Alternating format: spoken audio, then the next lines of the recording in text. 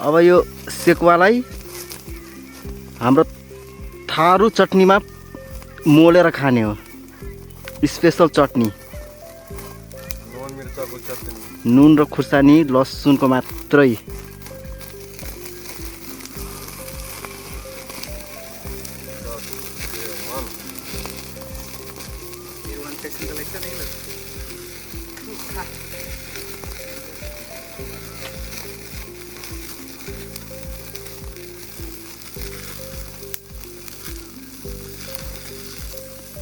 सेकुवा खानुको पनि छुट्टै मजा छ यार। सोल्टी मछली फसाइलो कि नहीं? कसुन यार, आज मछली है नहीं फंसता यार। यह ठाव से तो हमरे 2-2 किलो 5-5 किलो मार के ले जाए रोज। महाराज यार काखर नहीं फंसता यार आज यार, कहो ना यार। आज शनिबार हो, ऊपर फ्री बिना नाटे हमारे।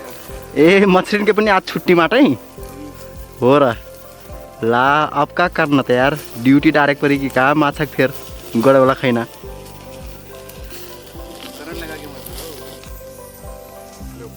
ल्यो महाराज स्पेशल सेकुवा। कमेन्ट गरम है यदि सेकुवा खान मन लाग्छ भने चाहिँ।